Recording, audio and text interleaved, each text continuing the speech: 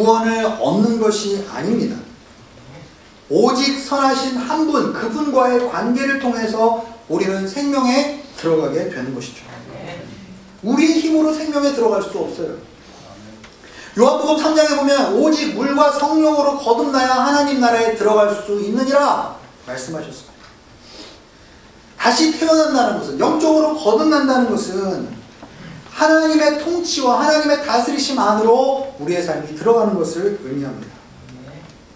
오직 예수님께서 십자가에서 우리의 죄를 위하여 대신 죽으시고 우리를 위해서 모든 것을 끝내시고 이루신 그 일을 믿을 때, 그것을 의지하고 우리의 입으로 고백하고 우리의 삶을 들여서 주님을 섬기며 따라갈 때, 그러한 자들은 어떠한 자라고 얘기합니까? 생명에 들어가는 자는 주의 계명을 지키는 자다라고 말씀하고 있어요. 나를 위해서 이렇게 큰 희생과 큰 대가를 지불하신 예수 그리스도 그분께 대가 없이 뭔가를 받으려고 하는 것이 아니라 그분의 계명을 지키는 삶을 사는 것이죠. 하나님의 영원한 생명에 들어가는 자는 어떠한 자인가? 21절의 말씀을 같이 한번 읽어보겠습니다. 21절 말씀 시작. 예수께서 대답하셨습니다. 만일 내가 완전히 지원을 하면 내가 너의 자를 봐라. 의로움을 가는 사람에게 주어라. 그러면 내가 하늘에서 보물을 얻을 것이다. 그리고 와서 나를 따르라.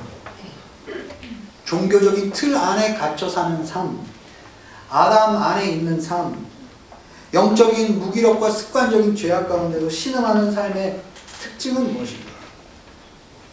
대체적으로 이 세상에 많은 종교들이 있는데 이 종교들의 공통적인 특징들이 있어요. 첫 번째는 성스러운 장소에 가서 예배를 드려야 돼요. 메카라든지 예루살렘이라든지 성스러운 장소가 있어요. 두 번째는 성스러운 경전이 있어야 돼요. 성경, 이슬람, 꾸란, 그죠? 성스러운 경전. 그리고 성스러운 의식. 성스러운 의식을 행해서 우리가 마음이 깨끗해지고 정화되고 그 의식에 참여하는 자들이 마음의 위로를.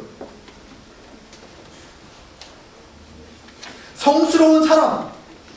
어떤 예배를 드리기 위해서 우리가 꼭 필요한 어떤 제사장, 어떤 사제, 그런 사람을 통해서 하나님을 만나고 신을 만날 수 있다고 해요.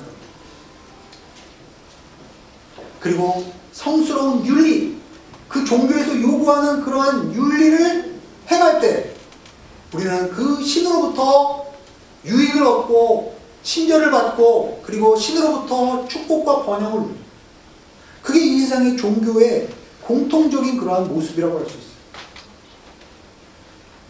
그런데 대부분의 종교적인 사람들이, 종교인들의 결국은 이 세상 사람들이 종교인들을 꾸짖고 비방하는 것은 무엇입니까? 그 종교라는 틀 안에 자신을 감추고, 그죠? 자신이 아무리 더럽고 자신이 아무리 거짓되고 그러한 삶을 살아도 종교라는 허울 속에 그냥 나를 숨길 수가 있어요. 그럼 종교는 나를 숨기기가 너무 쉽습니다. 우상숭배는 가장 우리의 삶 속에서 구별하기가 쉽지가 않은 경우가 많이 있어요. 불상이나 이렇게 드러나 있는 그런 어떤 종교적인 그러한 상에 절하는 것만이 우상숭배가 아닙니다. 모든 이러한 종교의 가장 중심적인 곳에는 뭐가 있습니까? 나의 만족, 나의 유익, 나의 번영을 위하는 그러한 아주 이기적인 그러한 마음이, 즉 모든 것의 중심은 사실 이 종교적인 틀 안에 있는 사람들의 중심은 뭐냐면 나를 위한 거예요. 내가 복을 받고 내가 유익을 받고 내가 잘 되는 것, 이것이 종교적인 특징입니다. 반대로 예수님을 따르고 그분 안에 거하며 그분의 멍에를 메고 예수 그리스도 안에서 살아가는 삶의 그 삶의 모습은 어떠한 것인가? 모든 인생에서 당신이 당신의 삶에서 중심이 되어야 합니까? 센터입니까? 예수님은 이렇게 얘기합니다. 당신 옆에 누가 있느냐가 더 중요하다. 멍에를 내려면 그 옆에 누가 있는지를 봐야 되죠.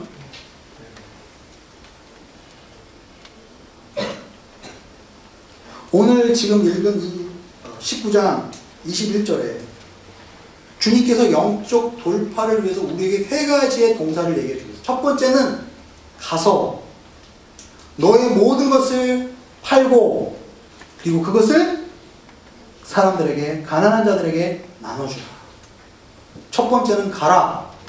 두 번째는 팔아라. 세 번째는 나눠주라. 여러분, 왜 지금 우리가 영적으로 무기력하고 영적으로 우리가 힘든 그런 상황 가운데 혹시 여러분 가운데 그렇다고 느낍니까? 여러분, 아직도 내가 주저앉아 있기 때문에 그래요. 과거에 나는 이래서 좋았는데, 과거에 나는 이런 은혜를 받았었는데, 나는 어떤 목사님, 참 은혜스러운 목사님이 참 설교가 좋았었는데, 항상 주저앉아 있어요. 여러분, 일어나야 됩니다. 일어나서 가야 돼요. 두 번째로, 여러분, 모든 것을 팔아서 라는 말이 있어요. 무슨 얘기입니까? 영적인 돌파는 대가를 지불하지 않으면 안 돼요. 그냥 이기적으로 그냥 나만을 즐기고 내 신앙생활 속에서 그냥 내 범주 안에서 그냥 할 수 있는 만큼 그렇게 한다. 절대 대가를 지불하려는 그런 마음이 없다. 그것이 종교적인 그러한 신앙의 모습의 특징이에요. 세 번째는 대가를 지불하고 그리고 주변에 있는 내 옆에 있는 지체에게 그것을 나누라. 베풀고 주고 나누고 이렇게 할 때 우리가 영적으로 오히려 위축되고 손해보고 그리고 뒤로 물러설 것 같지만 영적으로는 우리가 더 회복되어 있고 하나님의 은혜 가운데 나아가는 그러한 존재가 될 것입니다. 자신을 위해서 종교생활을 열심히 하던 청년은 예수님의 말씀을 듣고 근심하며 떠났습니다. 일어나라, 대가를 지불해라, 나누라 이렇게 말씀하고 도전을 들었는데 그 마음의 중심에 뭐가 자리 잡고 있었어요? 하나님보다 재물이 우선이었어요. 하나님보다 자신의 유익이 우선이었어요. 다른 이웃에게 내가 대가를 지불하고 섬기겠다는 마음보다는 결국은 뭔가 다른 사람을 섬기는 것도 자신의 유익 때문에 섬기는 것이죠. 결국 그 마음에 뭐가 있었는지를 우리에게 보여주고 있습니다. 재미있는 것은 예수님께서 이 영생을 얻을 수 있냐는 첫 번째 질문에 대해서 계명을 언급했어요. 계명을 지키라고 하셨어요. 근데 그 계명, 10계명 중에 예수님이 말씀하신 계명은 어떤 계명이었죠? 5계명부터 10계명이었어요.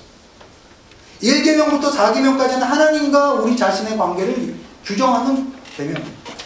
10계명 중에 5계명부터 10계명은 이웃과의 관계를 이야기하는 계명입니다.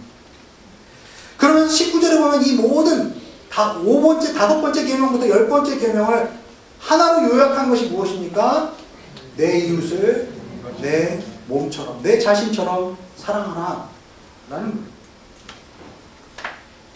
여러분, 종교적인 틀 안에 살아가는 사람과 그리스도 안에서 사랑으로 나누고 섬기는 삶을 살아가는 사람의 차이점은 어떤 차이가 있을까요? 예를 한번 제가 들어볼까요?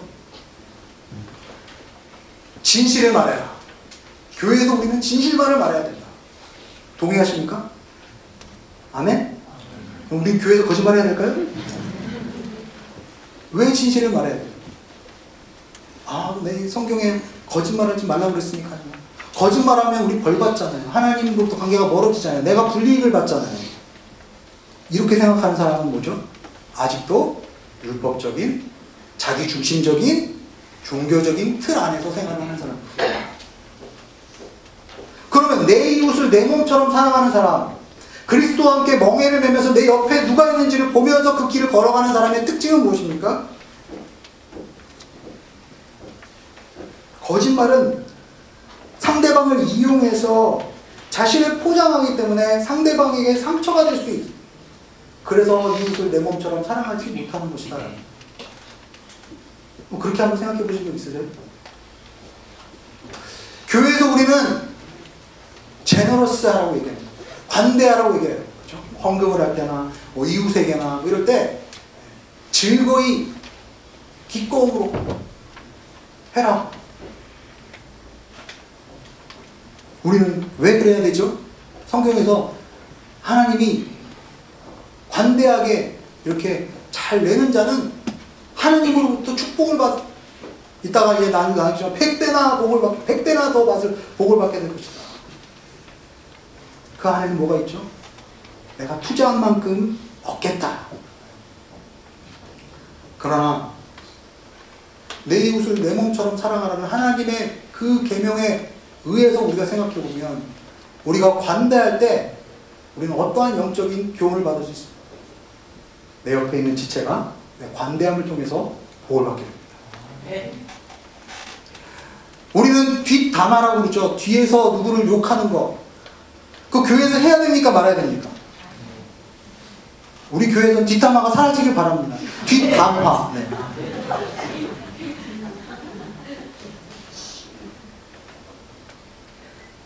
왜냐하면 뒤에서 사람들을 수근수근거리고 욕하는 것 성경에서 금하고 있기 때문에 내가 그것을 한다면 내가 구원에 이르지 못합니다. 내가 불이익을 받기 때문에 나는 그걸 하지 않습니다. 물론 맞아요. 물론 그게 계명에 그렇게 기록이 되어 있는 건 맞습니다. 그러나 그 계명을 가지고 내가 뭔가를 얻으려고 하는 심산으로 자꾸 그렇게 생각한다면 그것은 아직도 종교적인 틀 안에 나의 이기적인 틀 안에 나를 생각하고 있다는 거예요. 다른 사람을 희생시키면서 나를 높이는 행위는 결국 내 이웃을 내 몸처럼 사랑하는 것이 아니기 때문입니다. 청년들에게 물어보겠습니다. 혼전 성관계 해야 됩니까? 말아야 됩니까? 할렐루야? 뭐 청년들에만 얘기할 게 아니라 우리 자녀들한테 우리는 왜 혼전 순결을 지켜야 합니까? 라고 청년들에게 얘기해야 되죠. 성경에서 간음하지 말라, 그죠? 성적인 범죄를 짓지 말라. 그렇기 때문에 우리가 그러한 범죄를 지으면은 하나님 앞에 벌을 받습니다. 하나님과 관계가 멀어집니다. 맞습니까? 틀립니까? 맞습니다. 그러나 거기에만 머물러 있어서는 안 됩니다. 원치 않은 관계를 강요해서 상대방과 관계를 맺는다면 상대방에게 씻을 수 없는 후회를 남기게 되고 상처를 남기게 됩니다. 이웃을 내 몸과 같이 사랑할 수 없는 것입니다. 나는 어떤 종교적인 결정을 내릴 때 할 때 항상 내 중심적에서 나의 유익과 나의 이익을 위해서만 결정하고 있지 않습니다. 내 옆에 있는 지체를 내가 섬기고 돕는 차원에서 내가 생각해 본 적이 있습니까? 마지막 때에 주님께서 주님의 영광의 나라에 오실 때 마태복음 25장에 보면 심판의 보좌에 앉으시고 모든 민족들이 주님 앞에 모이게 될 것이라고 얘기합니다. 그리고 주님은 목자가 되신 주님께서는 양과 염소를 오른편과 왼편으로 나누시는 심판의 때가 있을 것이라고 얘기합니다. 그때 주님께서 양으로 분류되어서 하나님의 칭찬을 받는 사람들이 주님께 이런 말을 했습니다. 내가 배고플 때 너희들이 먹을 것을 주었고 내가 목마를 때 나에게 물을 주었고 너무너무 고맙다. 너희 참 잘했다. 이렇게 칭찬을 받아요. 그랬더니 이분들이 뭐라고 얘기합니까? 마태복음 25장 37절에서 38절의 말씀 같이 한번 읽어보겠습니다. 시작.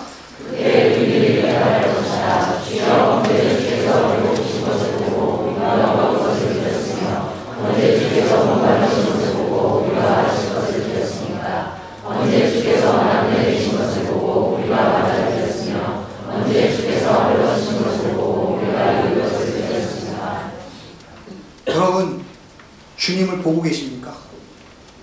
여러분 주님을 보기를 원하십니까? 언제 제가 주님께서 저의 목마름 이것을 보았습니까? 배고프신 것을 제가 언제 보았습니까? 언제 주님이 목마르신 것을 보았습니까?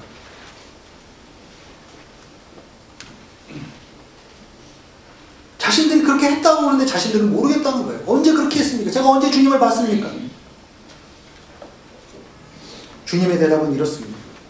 마태복음 25장 40절에 보면 내가 진실로 너희에게 말한다. 무엇이든지 너희가 있는 내 형제들 중에서 가장 보잘것없는 자에게 사람에게 한 것이 곧 내게 한 것이다.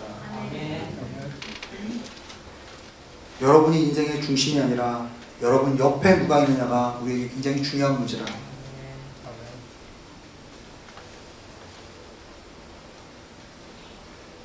영적 돌파는 개개인 스스로 혼자서 내가 막 열심히 기도해서 전도해서 영적인 돌파를 뚫어내고 이런 게 아니라 영적인 돌파는 공동체적 부르심, 공동체적 동행을 이야기합니다.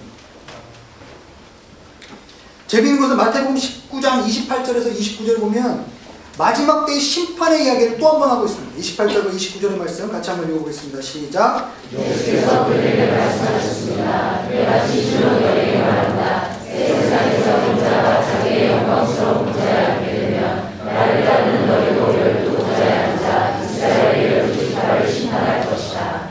또한 내 이름을 위해 지지나 형제나 부모나 자녀나 노가주에 걸린 사람은 그들과 백배나 받을 것이며 또 영생을 물려받게 될 것이다. 네. 이 말씀을 해석하기가 쉽지 않습니다. 그죠? 근데 이 말씀을 악용하는 사람들이 있어요. 바쳐라. 교회 돈은 바쳐라. 그러면 100배나 받게 될 것이다. 여러분 기도원 가서 혹시 부흥했다 이런 말씀 들었어요? 100배. 근데 이 본문에서 무엇을 드리고 무엇을 받는가를 우리가 좀 주목해서 볼 필요가 있어요. 두 가지 종류를 우리가 드리게 됩니다. 첫 번째는 무엇입니까? 형제, 부모, 자녀. 두 번째는 집과 논밭입니다. 쉽게 요약하면 가족과 우리가 거할 보금자리, 처소를 얘기합니다. 즉, 이 가족과 처소는 뭉뚱그려서 무엇을 의미할 수 있습니까? 공동체를 의미합니다. 공동체 안에는 모든 구성원들이 가족입니다. 할렐루야? 아멘. 우리 아부다비 오늘교회 공동체는 그리스도 안에서 한 가족입니까? 아멘. 네? 공동체 안에는 우리 각자가 소속될 수 있는, 우리가 함께 거할 수 있는 그러한 소속처가 있어요. 여러분, 우리가 집에 와서 쉴 수 있는 것은 무엇입니까? 다른 데 가서 아무리 좋은 곳에 있다 하더라도 쉬지 못하는 이유는 무엇입니까?